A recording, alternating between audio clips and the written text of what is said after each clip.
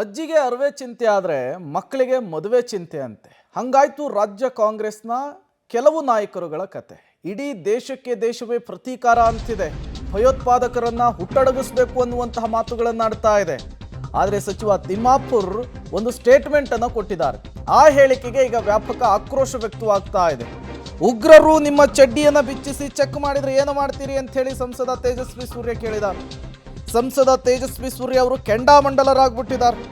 ತಿಮ್ಮಾಪುರ್ಗೆ ಚಡ್ಡಿ ಬಿಚ್ಚಿ ಚೆಕ್ ಮಾಡಬೇಕಿತ್ತು ಅಂತ ಹೇಳಿ ತೇಜಸ್ವಿ ಸೂರ್ಯ ಹೇಳಿದ್ದಾರೆ. ಸಾರ್ವಜನಿಕ ಜೀವನದಲ್ಲಿರಬೇಡಿ, ಮನೆಯಲ್ಲಿರಿ. ಮೃತರ ಕುಟುಂಬಸ್ಥರ ಮುಂದೆ ಈ ಮಾತನ್ನು ಹೇಳುವ ಧೈರ್ಯ ಇದೆಯಾ ನಿಮಗೆ? ಸಚಿವ ಸ್ಥಾನಕ್ಕೆ ರಾಜೀನಾಮೆ ಕೊಟ್ಟು ಮನೆಯಲ್ಲಿ ಕೂತ್ಕೊಳ್ಳಿ ಅಂತ ಹೇಳಿದ್ದಾರೆ. ಕಾಂಗ್ರೆಸ್ ಸಚಿವರ ವಿರುದ್ಧ ಸಂಸದ ತೇಜಸ್ವಿ ಅವರು ಕಿಡಿಕಾರಿರುವಂತಹದ್ದು, ತಿಮ್ಮಾಪುರ್ ಅವರ ಹೇಳಿಕೆಯನ್ನು ಖಂಡಿಸಿರುವಂತಹದ್ದು.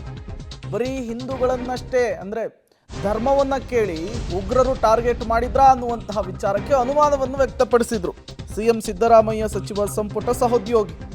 ಈಗ ಅದೇ ವಿಚಾರ ಬಿಜೆಪಿಯ ಒಂದು ಪ್ರಬಲ ಅಸ್ತ್ರ ಆಗಿಬಿಟ್ಟಿದೆ.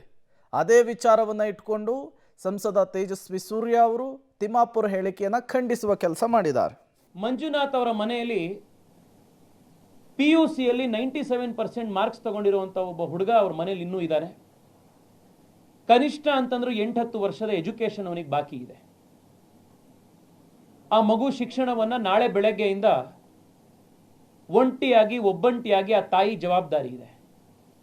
ನಾವು 4 ದಿವಸ ಅದ್ರ ಬಗ್ಗೆ ಮಾತನಾಡ್ತೀವಿ, ನೀವು ಮೀಡಿಯಾದವರು 4 ದಿವಸ ಅದಕ್ಕೆ ಸಪೋರ್ಟ್ ಕೊಡ್ತೀರಿ, ನಾವೆಲ್ಲರೂ ಟಿವಿಲಿ ಕೂತ್ಕೊಂಡು ನೋಡ್ತಾ ಪಶ್ಚಾತ್ತಾಪ ಮಾಡ್ತೀವಿ. 5ನೇ ದಿವಸ ಯಾರು ಅವ್ರ ಕುಟುಂಬದ ಬಗ್ಗೆ ಯೋಚನೆ ಮಾಡೋರು? ಇಲ್ಲಿ ಬೆಂಗಳೂರಿನಲ್ಲಿ ಭರತ್ ಭೂಷಣ್ ಅವರ ಮನೆಯಲ್ಲಿ 3 ವರ್ಷದ ಮಗು ಇದೆ. ಅವ್ರ ತಾಯಿ ಸಿಂಗಲ್ ಮದರ್ ಆಗಿ, ಸಿಂಗಲ್ ಪೇರೆಂಟ್ ಆಗಿ ಕನಿಷ್ಠ 25 ವರ್ಷ ಆ ಮಗು ಶಿಕ್ಷಣ ಅವ್ರ ಜವಾಬ್ದಾರಿ ಮೇಲೆ ಬಿದ್ದಿದೆ. ಮಾನವೀಯತೆಯ ಒಂದು ಸ್ವಲ್ಪನಾದ್ರೂ ಹುಲ್ ಕಡ್ಡಿಯಷ್ಟಾದ್ರೂ ಈ ಸರ್ಕಾರಕ್ಕೆ ಉಳಿದಿದ್ರೆ ಕನಿಷ್ಠ 1 ಕೋಟಿ ರೂಪಾಯಿ ಆದ್ರೂ ಈ 2 ಕುಟುಂಬಕ್ಕೆ ಕೊಟ್ಟಿರೋರು. ಆ ದುಡ್ಡನ್ನ ಬ್ಯಾಂಕ್ ಅಕೌಂಟ್ ಅಲ್ಲಿ ಇಟ್ಟಿದ್ರೆ, FD ಅಲ್ಲಿ ಇಟ್ಟಿದ್ರೆ ಅದರ ಇಂಟ್ರೆಸ್ಟ್ ಇಂದನಾದ್ರೂ ಅವರ ಕುಟುಂಬ ಮನೆಯ ಶಿಕ್ಷಣ ನಡೆಯುತ್ತೆ ಅನ್ನೋದಕ್ಕೆ. ಪಕ್ಕದ ರಾಜ್ಯದಲ್ಲಿ ಆನೆ ಕಾಲ್ ತುಳಿತಕ್ಕೆ ಒಳಗಾಗಿ ತೀರ್ಕೊಳ್ಳುವಂತವರಿಗೆ ಈ ರಾಜ್ಯದ ಮುಖ್ಯಮಂತ್ರಿಗಳು 15 ಲಕ್ಷ ರೂಪಾಯಿ ಕೊಡ್ತಾರೆ. ಆದರೆ ನಮ್ಮದೇ ರಾಜ್ಯದಲ್ಲಿ ಭೀಭತ್ಸವಾಗಿ ಭೀಕರವಾಗಿ ಟೆರರಿಸ್ಟ್ ಅಟ್ಯಾಕ್ ನಲ್ಲಿ ತೀರ್ಕೊಂಡಂತ ಇಬ್ರು ಕುಟುಂಬದವರಿಗೆ ಅದಕ್ಕಿಂತ ಜಾಸ್ತಿ ಅಲ್ಲ, ಅವ್ರಿಗೆ ಕೊಟ್ಟಷ್ಟಾದ್ರೂ ಕೊಡುವಂತ ಯೋಗ್ಯತೆ ಈ ಸರ್ಕಾರಕ್ಕೆ ಇಲ್ವಲ್ಲ? ಮತ್ತಷ್ಟು ಡೀಟೇಲ್ಸ್ ಅನ್ನು ಕೊಡ್ತಾರೆ ನಮ್ಮ ಪ್ರತಿನಿಧಿ ಮಸೂದ್, ನೇರ ಸಂಪರ್ಕದಲ್ಲಿ ಜಾಯಿನ್ ಆಗಿದ್ದಾರೆ. ಮಸೂದ್, ಕಾಶ್ಮೀರದ ಪೆಹಲ್ಗಾಮ್ನಲ್ಲಾಗಿರುವಂತಹ ದಾಳಿ ಭಾರತೀಯರಾದಂತಹ ನಮ್ಮೆಲ್ಲರಿಗೂ ಕೂಡ ರಕ್ತ ಕುದಿತಾ ಇದೆ. ಪ್ರತೀಕಾರ ಯಾವಾಗ ಅನ್ನುವಂತಹ ಪ್ರಶ್ನೆ ಎದ್ದೇಳ್ತಾ ಇದೆ.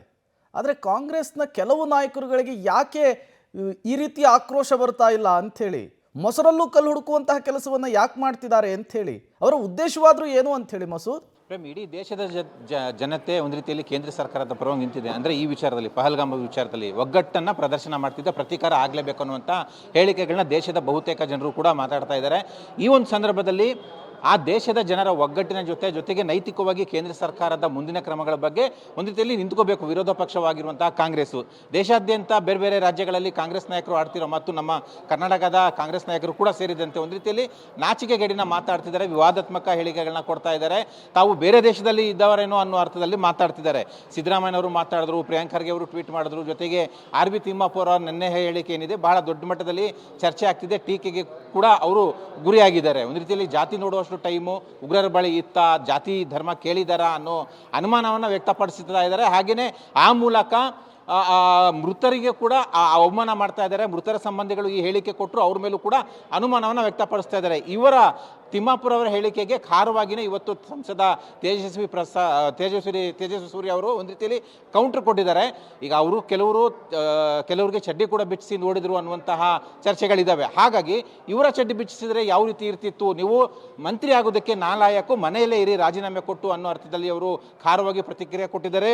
BJP ಇತರ ನಾಯಕರು ಕೂಡ ಬೇಷರತ್ ಕ್ಷಮೆ ಯಾಚಿಸಬೇಕು ಅನ್ನುವಂಥ ಆಗ್ರಹವನ್ನು ಕೂಡ ಮಾಡ್ತಾ ಇದ್ದಾರೆ. ಕಾಂಗ್ರೆಸ್ ನಾಯಕರ ಈ ಹೇಳಿಕೆಗೆ ಸೋಷಿಯಲ್ ಮೀಡಿಯಾದಲ್ಲೂ ಕೂಡ ಸಾಕಷ್ಟು ಟೀಕೆ ಬರ್ತಾ ಇದೆ. ಆದರೆ ಈ ಥರ ವಿವಾದ ಮೇಲೆ ವಿವಾದ ಮಾಡ್ತಾ ಇದ್ರು ಕೂಡ ದೇಶ ಯಾವ ಸನ್ನಿವೇಶದಲ್ಲಿ ಇದೆ ಇವತ್ತು ಅನ್ನೋದನ್ನು ಅರ್ಥ ಮಾಡ್ಕೊಳ್ದೇನೆ ಒಂದು ರೀತಿಯಲ್ಲಿ ರಾಜಕೀಯ ಪ್ರೇರಿತ ಹೇಳಿಕೆ ಕೊಡುವಂಥದ್ದು ಎಷ್ಟು ಸರಿ ಅನ್ನುವಂಥ ಟೀಕೆ ಕೂಡ ಬರ್ತಾ ಇದೆ.